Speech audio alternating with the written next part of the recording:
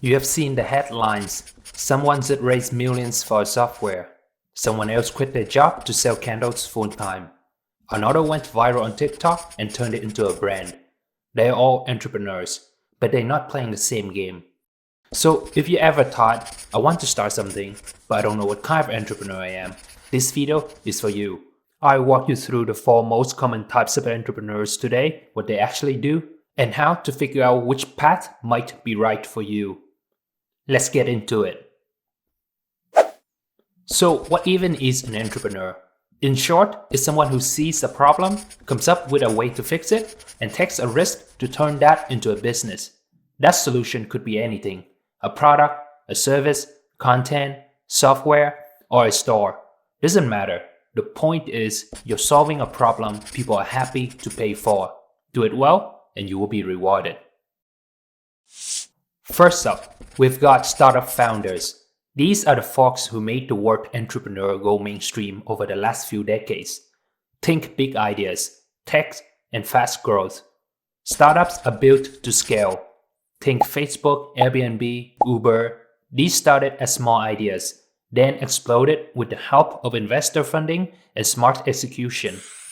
You start with a prototype, get some early users, pitch to investors, and raise money to blow it up. How it usually goes: make something simple that solves a real problem. Start with a basic version of your product, known as an MVP, minimum viable product, to test your idea without wasting time or money. Show proof that people want it. Get early users, gather feedback, and prove that there's real demand. This could be through signups, pre-orders, or early traction. Raise money to grow fast. Once you have validated your idea, pitch to investors to secure funding so you can hire, scale operations, and expand your reach quickly. The pros: big potential. If your idea hits, the rewards can be massive.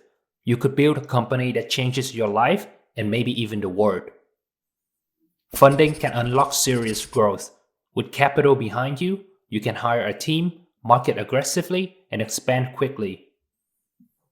Access to networks, mentors, and accelerators that can speed things up. Investors and startup communities can open doors, give guidance, and help avoid rookie mistakes.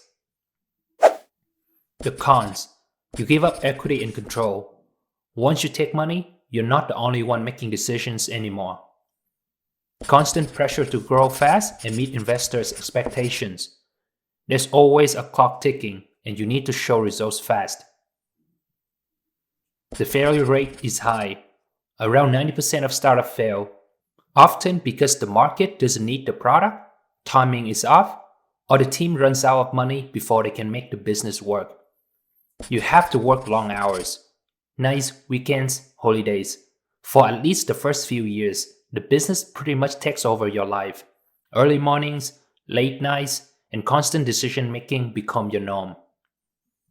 If you're the kind of person who spots a broken system and thinks, I can fix this and scale it to millions, then this path might be your jam.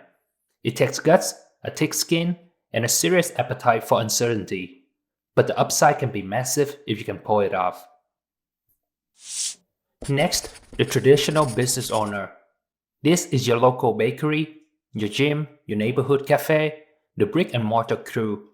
You're selling something people want or need, usually in person, and often in your community. It could be food, fitness, haircuts, repairs, anything people are willing to pay for locally.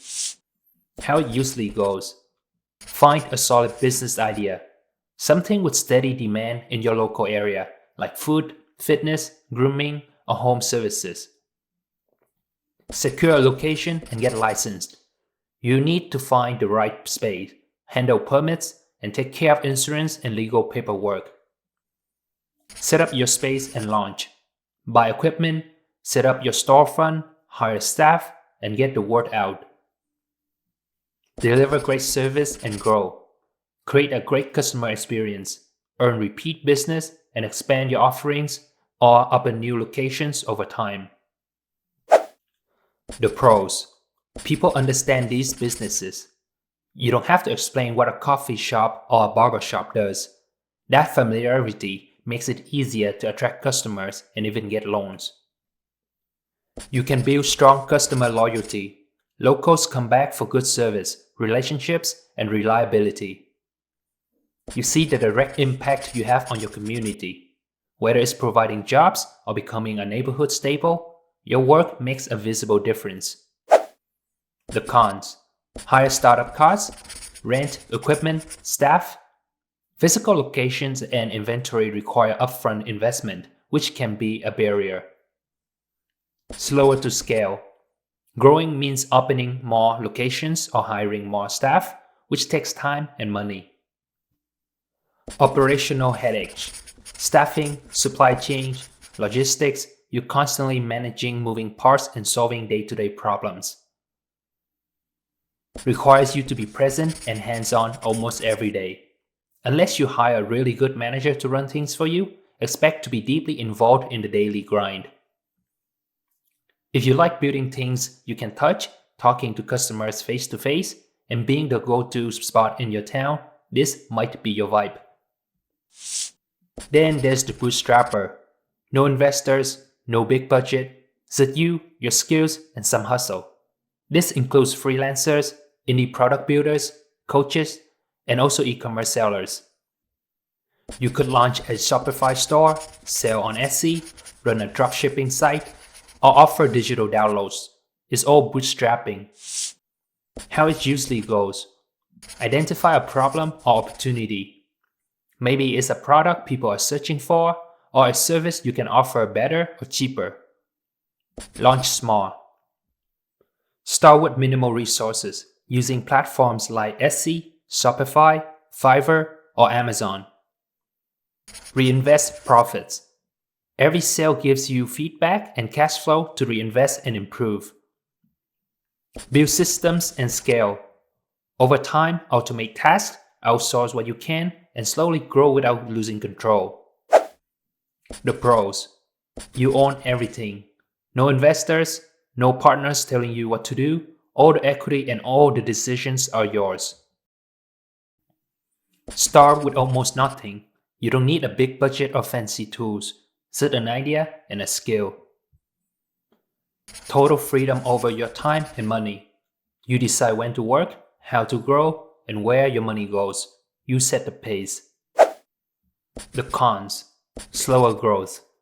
Without outside funding, it can take longer to build momentum and scale up. You have to do everything.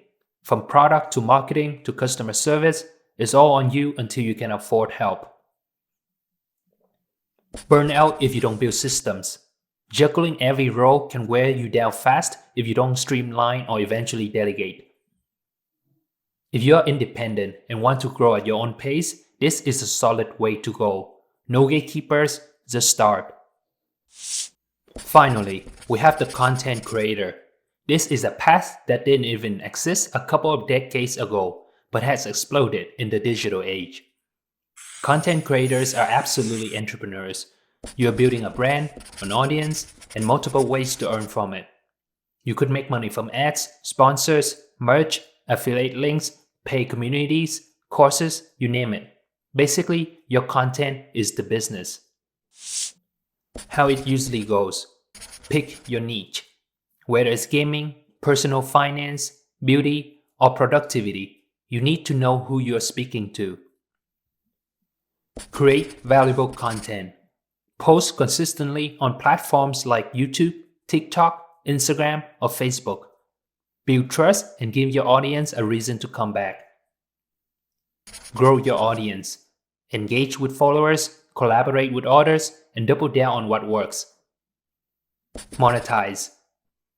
Turn attention into income with ads, brand deals, digital products, memberships, or merch. The pros: super low cost to start. All you really need is a phone, internet, and an idea. No big upfront investment. Full creative freedom. You decide what to talk about, how to present it, and when to post. You are the director, producer, and talent. Big upside if you stay consistent. Building a loyal audience over time can unlock serious income and brand deals. Cons. Takes time to grow an audience. Success doesn't happen overnight. It could take months or even years to build momentum. You're always creating content. It's a constant grind. Viewers expect regular uploads or posts to stay engaged. You are at the whim of the algorithms. Platforms change what they promote, and that can affect your reach and revenue overnight. If you love sharing what you know, telling stories, or just entertaining people, this is the path, but it takes patience and persistence. Alright, so what type of entrepreneurs sound like you? Want to run something physical and local? You're probably a traditional business owner. Got a big idea that needs to scale fast? That's startup founder energy. Enjoy expressing yourself online, sharing your story, or teaching others? You might be a content creator. Want full control, low startup costs, or steady growth? Welcome to the Bootstrapper Club. There's no one right path. The best one is the one that fits you, your style, your goals, your life. And honestly, you can mix and match. Content creators launch online stores, bootstrappers raise money later, traditional business owners go digital. Start where you are, use what you've got, learn as you go. So which type of entrepreneur are you? Drop a comment and let me know. If you found this helpful, hit that subscribe button and the notification bell so you don't miss out on more content about entrepreneurship and success. Thanks for watching, and I'll see you in the next video.